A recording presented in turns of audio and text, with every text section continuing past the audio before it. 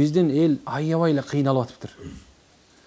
Руханий дарт менен же болсо баягы чын-чынына келген баягы жан дүйнөнүн кыйналуусу деген оору менен ооругандар өтө көп экен. Анан биз бияктан кеңешип, кептешип, анан кийин бизге настаивать этип, же болсо аябай мындай жок чыгарыш керек муну дегенден анан чыгарып баштаганбыз. 1 жыл болду. 1 жылдан бери сабак чыгарып атабыз. Максатыбыз эмне? Жана айткандай, кыргыз элибиз, кыргыз журтубуз, мусулмандар, ошону мусулман эместер да жүрөт, байкасаңар бул жерде. Кандай десе, биздин сүйүктүү болгон динибиз, сүйүктүү болгон пайгамбарыбыздын жолу менен айыгып дарылануу. Канткенде биз ушул көйгөйдөн чыгабыз деген маселе болгон. Бул жолду түшүнгөндөр да бар, түшүнбөгөндөр да бар. Мунун каршысы бар, каршы эместери дагы бар. Аркаңан субханалла, мунуку туура эмес, мунуку туура деп жүргөндөр дагы бар. Ушунча мындай аябай көп.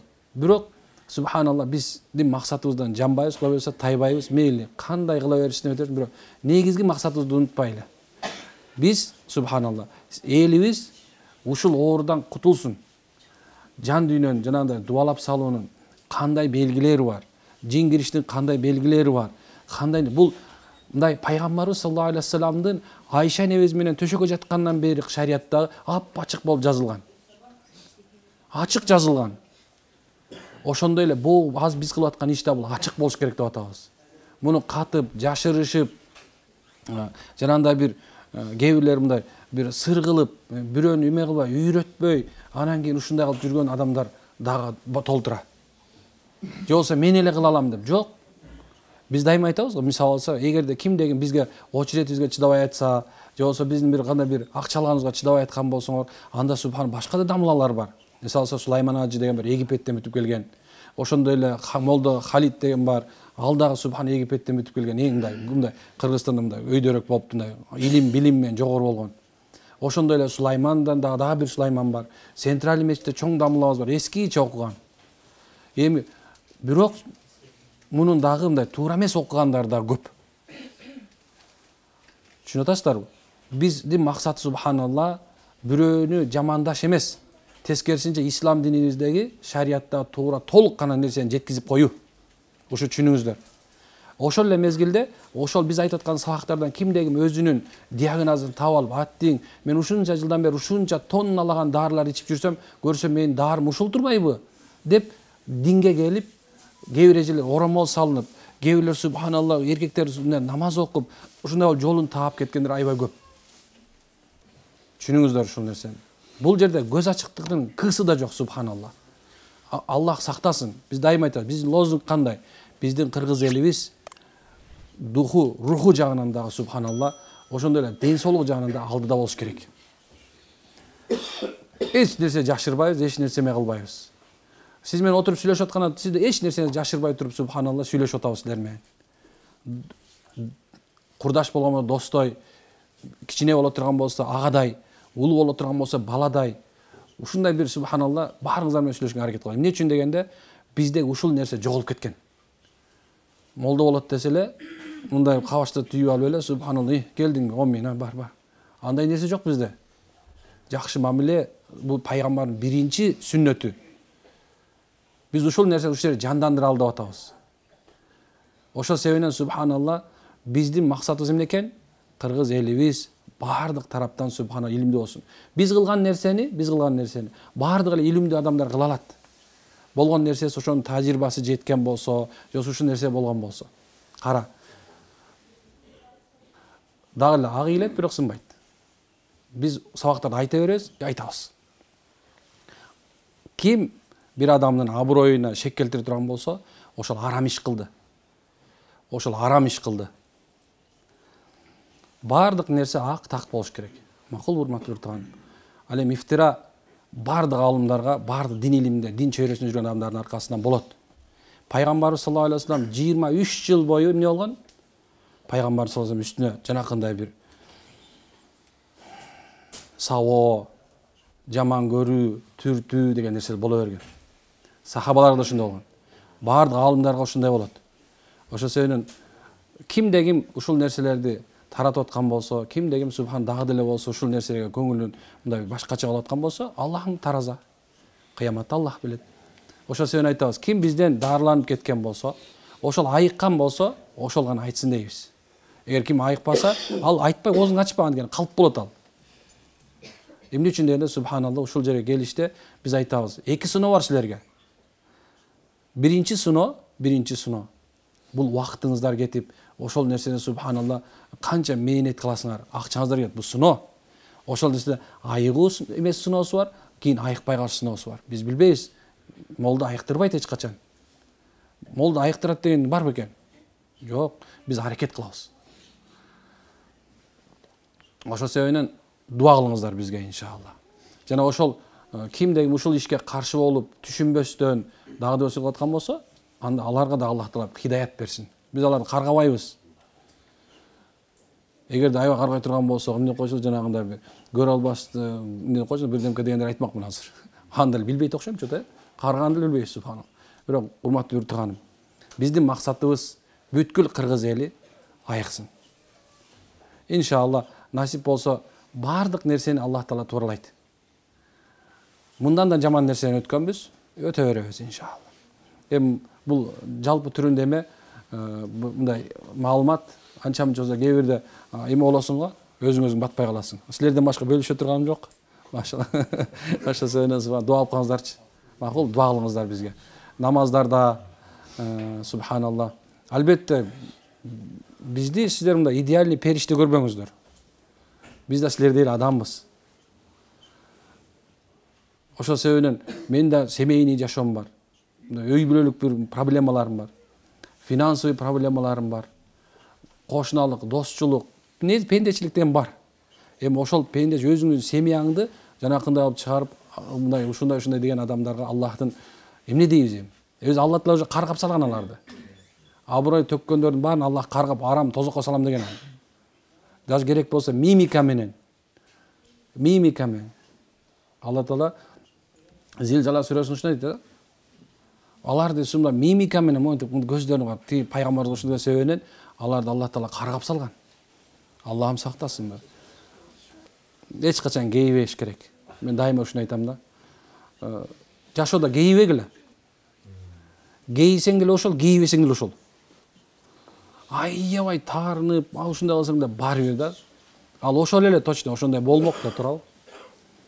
Ошонун себебинен ойлойбуз Кудай кааласа, Аллахым мусулмандын баарына жеңиш берет. Мусулмандын баардыгы тең жеңет. Мусулман, эгерде сен мусулманмын десең, Куранда айтат го, иннани минал муслимин. Мен жөнөкөй эле бир мусулмандарданмын. Кандай экен? Жөнөкөй эле бир мусулмандарданмын. Мындай мусулман эмес экен, жөнөкөй мусулмандардан. Ошондой. Анда суроолорго. Бирок бул нерселер бар, мен кайталап коеюн, бирок сабакка чыгарат иншалла. Көз тийүүдө. Баягыда мен бир устаздан отуруп сүйлөшүп отуруп анан көз тийүү жөнүндө бир китепти эме алып берди, окуп берди. Мен биз устаздардын жанында турабыз, мен деле өзүм илимдүү эмесмин да, чоң аалым эмесмин да. Аны устаздардын жанына отурсак, ошо көз тийгенде айтып атат да, чечмелепчи. Көз тийүү тагдырга таасир берет экен да. Тагдырга. Адамдын керек болсо узун өмүрү отурган болсо, кыска болуп калат экен өмүрү. Көз тийүү адам өлтүрүп коет экен да, карасаңыз. Көз тийүү адамдын мындай көз тийүү дегенде мына бул жансызга дагы, анан жандууга дагы көз тиет экен десеңиз. Эми көздү мен баягыда айткам, көптөгөн түрлөрү бар көздүн, көз тийиштин. Мисалы, биринчи адамдын көзү боло турган болсо, андан кийинкиси жин шайтандын көзү бар. Куранда айткандай, алар биз силер көрбөсөңөр деле, алар силерди көрүп турат дейт. Алар карап кадимгидей турат да. Көз адамдын көзү ушунчалык экен да, билесиңерби? Алла Таала жанды салардачы, жанды адамдын түйүнө коюп туруп өзүнүн үйлөгөндө киришти издеген экен да, каяктан кирем деп. Адамдын көзүнө келгенде коркуп кеткен экен да. Алла бул көздөн кирбейм дептир. Анан Алла азza wa jalla бул ахиретке чейин, кыямат күнгө чейин хикмат да бул Аллахтан даанышмандылыгы. Sonra aytқан, сен эмне кирбейсиң? Мен айттым, я Алла, мунун көзүнөн коркуп атам дейт. Ушунча терең экен дейт. буга эч нерсе бул көзгө дейт эч нерсе толбойт деген экен да. Эч нерсе толтура албайт деген экен. Карасаң, көз толбойт экен да. Анан кыргыз айтат го, көр топурак толтурат дейт го. Көрсө, ушу көздө мисалы алса, биздин мындай 4 мындай имам Ан-Насафи айткандай, эмне бар? Мындай бир туюу, сезүү 5 органы бар. Ошонун бирөө көз. Көздөн эмне кирген болсо, көргөн болсоң, ошол эки ушул жерге субхана жазылып калат. Кире берет. Пайгамбардын хадисинде эгер тууралай турган болсок, ушундай да, адамдын денесинде бир эмне бар? Падыша бар. Падыша. Ал падыша кайсы? Жүрөк. Көрсө адамдын көзүн көргөн нерсе жүрөккө барат экен. Уккан нерсең жүрөккө барат экен. Сүйлөгөн нерсең барат экен, жүрөккө барат экен. Ойлогон нерсең жүрөккө барат экен. Жеген нерсең да жүрөккө барат экен керек болсочу. Карасаң. Бул нерсенин баарды. Анан пайгамбар дейт, эгерде ушул денедеги силерде жүрөң бул ичиңерде бир кичинекей бир үзүмет өзгөрсө, денең баары өзгөрүп кетет экен. Жашоо образың өзгөрөт. Кара. Эми субханен айткым келип атат, ошол көз субхан качан адамга тийгенде, качан адамга көз тийгенде, адамдын ден соолугу, психологиясы, анын үй бүлөсү, анын иши, бүт аракеттер баардыгы тең эмне болот? Толугу менен субханалла иш аракеттен чыгат. Эгерде буга ала турган болсок, натыйжасы ала турган болсок, сөөк оору, сөөк оорулар, ревматизм, артрит, полиартрит деген бар го. Мунун баардыгы тең көп убакта эгерде сизди врачтар эч бир нерсе менен даарылай албай кала турган болсо, значит анда сиз бир гана нерсе кылышыңыз керек. Сиз анда субханалла ушул шариаттагы нерселерди кылып баштаңыз. Көз тийүүнүн амалдарын кылып башташың керек. Ошол көз тийгенде адамдын көпчүлүктөрүнүн жанагы денеси эмеси мындай өзгөрүп баштайт.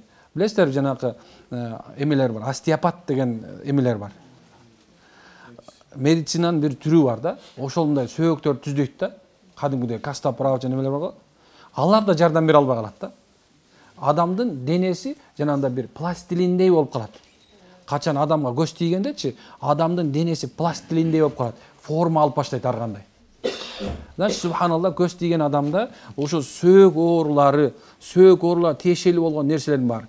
Буга да тиешелүү нерселер бар. Мисалы, ар бир эле жара, ар бир денеде экземанын түрлөрү, бүт түрлөрү субханалла кадимкидей эле айгат. Бирок бул нерсе канчалык даражада алыс болуп кетти. Сен канча гормоналдык дары алып жүргөндөр бар, тигинтип жүргөндөр бар. Бирок биз дайыма айтабыз да, булар кадимкидей эле айгат экен. Практикада аябай көп болду. Значит, субханалла, ошол адамга эмне экен? Көздүн тийиши кадимкидей эле бүт денеңе таасир берет. Унутпаш керек. Бирок биз дайыма айтабыз, биринчи, сиз ооруп аткан болсоңуз, больницага барасыз. Биздин урматтуу врачтарга барасыздар. Врачтарга барасыздар. Анан ошол врачтар сизге диагноз коет, же кое албай коюшу мүмкүн, туурабы? Эгер коюп, ошол нерсени алгандан кийин айыгып кетсең, анда алхамдулилла сенин органический экен. Бирок ошол даарылагандан кийин дагы деле айыкпай аткан болсоң, анда ошол нерсе сага жардам бербей атса, анда сенде бир эле проблема бар. Анда сен сөзсүз ыйманыңды жаңыртып, садакаңды берип, пайгамбар көрсөткөн сүннөт нерселер менен даарыланып башташың керек. Ошондой нерсе болду. Бирок бул сөөктүкү, кадимкиде айыккандар аябай көп. Ошол эле мезгилде сыйкырда да ошондой болушу мүмкүн. Кара дубаланып калган болсо. Ошондой.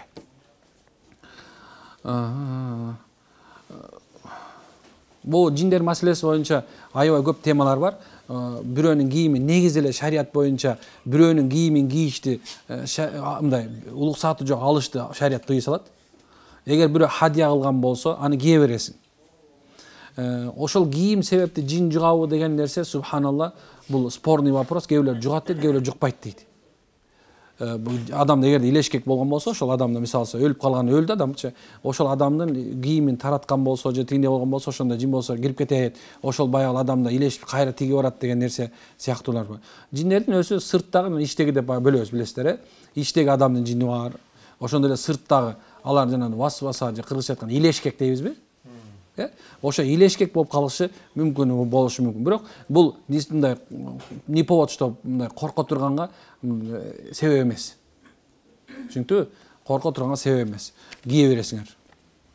Бирок жакшы болот эгерде негизи эле азыркы заманда өзү мындай бирөөнүн кийимин кийиш кичине эмерээк да, этиятыраак болуш керек. Макулбу? Этиятыраак.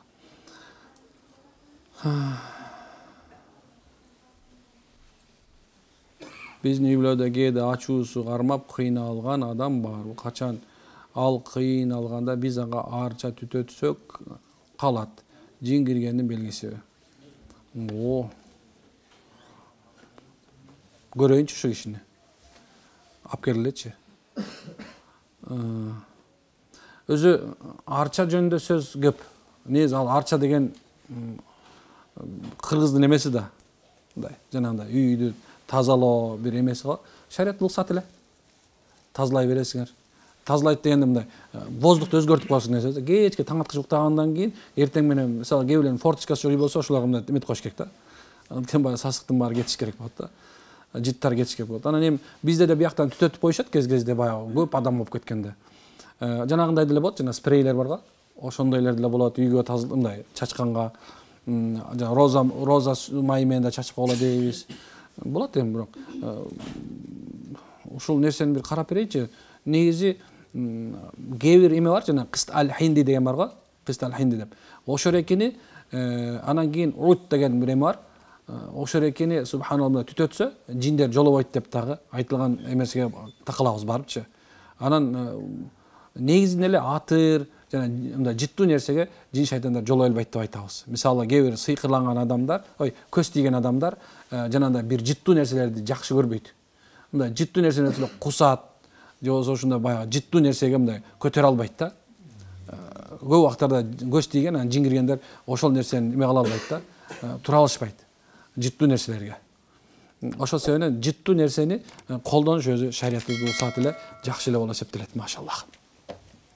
Аллах разы болсун. Түшүндүрө алдымбы?